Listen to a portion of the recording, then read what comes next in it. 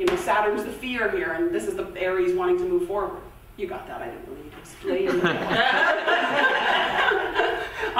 But it's also on a very esoteric way of thinking about it. When we came into incarnation, you could, which is Aries rules that. Aries rules spirit into matter. When we came into incarnation, Saturn fell with us, is a way to think about it. It's sort of symbolic, but it fell with us because we immediately started to generate all kinds of juicy karma.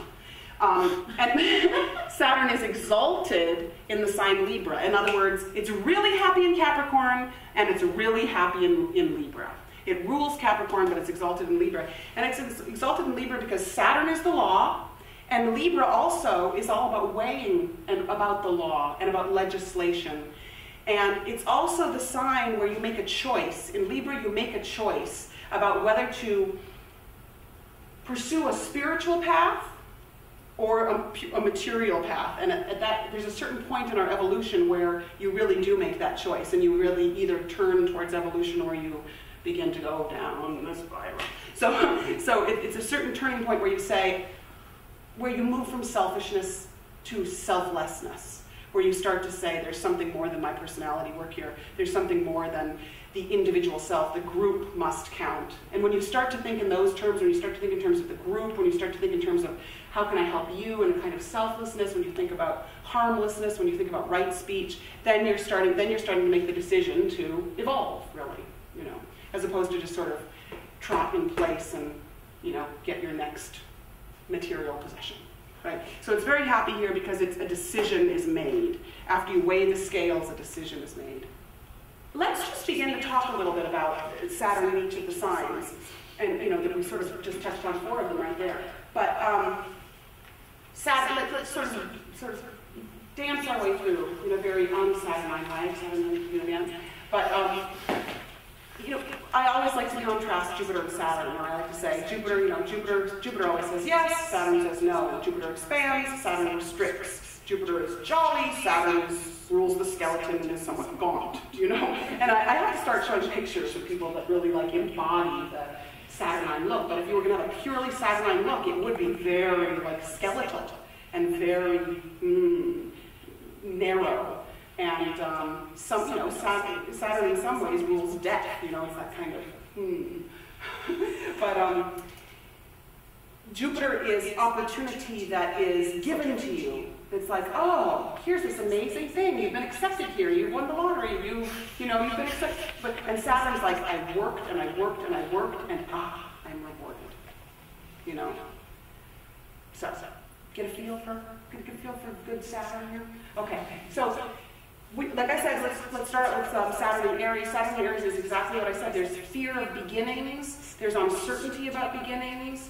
There is uncertainty about initiative. There's uncertainty about combat. One doesn't really want to fight that much. But if you don't fight for long enough, eventually you might be overly assertive. You know, when you go along with Saturn and Mars, because I'm saying Mars rules Aries, it's a little bit fitful. It's a little bit like, you push too hard and then you're too afraid. I mean, you push too hard and then you're afraid. So Saturn in Aries is all about, should I begin? Do I dare begin? Yes, I must begin. And at its best, it's like, yes, I will begin. And that's also if you have Saturn in the first house, okay? As I go along here, I'll sort of throw in the houses, because when you have Saturn in Aries, it's like having it in the first house. Saturn, let's leap over to Saturn in Libra, because it's opposite Saturn in Aries, okay? Saturn in Libra, as we said, it's happy there. There might be tests in terms of relationship, because Saturn in Aries is like, I want to do it alone. Aries is I want to do it alone, and Libra is I want to do it together, always in relationship. So Saturn in Libra, you might have some issues of fear of relationships, or fear of collaboration, or testing in those areas, but ultimately you could have a long-term relationship, because Saturn brings endurance. And once the decision is made, in a way, to focus in on the relationship, you can have an enduring relationship. And in fact, you could sort of be looking at this particular sheet as we go along, because this has the whole journey from with Saturn in Libra, for example, fear of having to be considered or becoming dependent on another person, but then you have the serious, mature relationship with Saturn in Libra. Now, if you have Saturn in the 7th house, it's like having Saturn in Libra. Saturn in the 7th house are tests in relationship. You might find an older partner. You might not get married until you're older. That's because the 7th house is marriage, and Saturn has to do with time. And your tests are in relationship until you sort of figure it out that you can't blame the other person. And so until you breathe in your own authority again. Saturn in Taurus, now we'll go back to the second sign. Saturn in Taurus is, as I said, it's very security-minded. There's a fear, or there's a feeling that if I gather things about me, I will be safe, I will be secure. They're often very frugal. It's like I have to be very careful with my resources, or they spend it on things that they value, but there's a real need to have a physical and material security, okay? But as it goes to the upper turns of the spiral, there's a commitment to spend according to what you value, which is very good.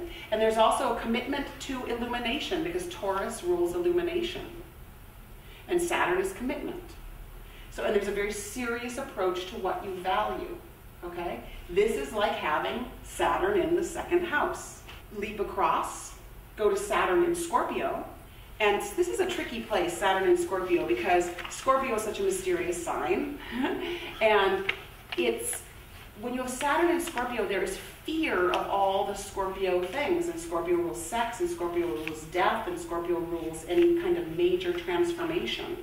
So with Saturn in Scorpio, there is a tentativeness around going there, going into the depths, going into the dark, going into the taboo. However, you might overcompensate, or you might have a compulsion to actually dive into those, even though you're afraid of them, And so there can be a real misuse of power with Saturn and Scorpio. And there can also be a real fear of power with Saturn and Scorpio. Fear of emotional transitions. So Saturn and Scorpio, the liberation is the mature, chastened treatment of power, right? Overcoming the fantasies of dependency and helplessness, growing trust and willingness to be devoted in partnership, deep sexual satisfaction. So it's, and that's also if you have Saturn in the 8th house. If you have Saturn in the 8th house, there is a fear, like the 8th house is a house of therapy in a way. It's the therapeutic house. And if you have Saturn there, you might not really want to go there. You might not really want to journey into that realm. Or you might get really serious and study and become a therapist, and have a great deal of authority. Or you might have a great deal of authority in the areas of research, because the 8th house also has a lot to do with research. Leaping back, Saturn in Gemini. Saturn in Gemini is like having Saturn sitting next to Mercury. And when you have Saturn sitting next to Mercury, there's the feeling, if Aries is, I don't know how to begin things, and if Libra is, I don't know how to cooperate fully, and if Taurus is, I don't have enough, then Saturn in Gemini is, I don't know enough. I need to know more before I can speak. There's a feeling of, Saturn sort of sitting on your vocal cords when Saturn is in Gemini. I want to go back and say, who has Saturn in Gemini? I know that there's, yes, okay, Maria has Saturn in Gemini. Okay, does anybody have Saturn in Aries? I have Saturn in Aries. Anybody have Saturn in the 1st house?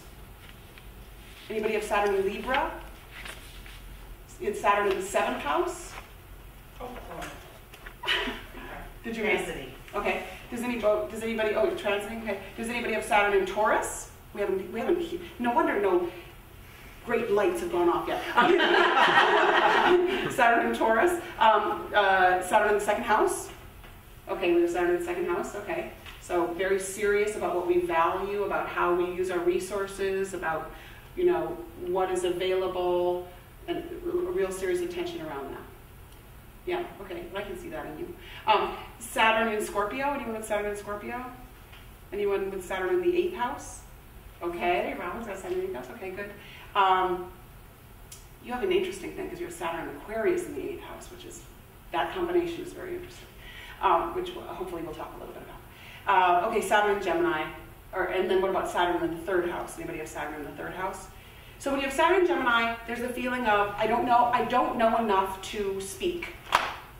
I need to study more. I need to concretize more to allow myself to speak.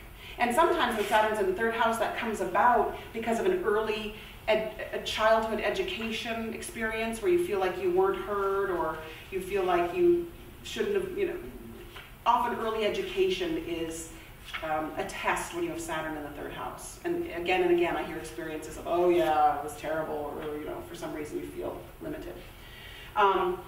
Okay, when you leap across to Saturn in Sagittarius, what you can have is, you could have a real dogmatic way of thinking. You could say, this is the only way. Saturn in Sagittarius tends to get very serious about its beliefs. On the other hand, it's a balance between Saturn and Jupiter. It's a balance of Jupiter expands, Saturn constricts, and they're sitting right next to together when Saturn's in Sagittarius. You can have fear of travel, because Sagittarius rules travel. So you can have a fear of long-distance travel. If Saturn's in Gemini, I guess you can have a fear of short-distance travel. Can't go to the store. We'll have to study that and see if there's any truth to that. Fear of my immediate neighborhood. It is funny though, because their 3rd house rules, your immediate environs, your neighborhood, your little trips from here to there, and Sagittarius rules the great vast distances. And when you have Saturn there can be some tentativeness about, or you can be very serious about your travel. I have a dear friend that will only travel now if it's with intention. It's like, if I'm going somewhere to study something, never Hawaii for a week, just like, I'm going to Greece to study the ancient ruins of the theaters, I'm going to, and he really does take that very seriously. Almost to the point where he travels with his, notebook or his computer and goes to, anyway, you get the picture. So, what? Is he married? Yes, they go together. You would like to travel with a purpose? Actually, honestly, I guess I sort of made fun of it, but the truth is I probably feel that way too. With maybe one good, cushy vacation somewhere where I don't have to do anything. But other than that, I really do like the idea of traveling to, to expand, to have the expansive experience. But yeah, so Saturn and Sag can be dogmatic, but ultimately can be a real visionary. A lot of this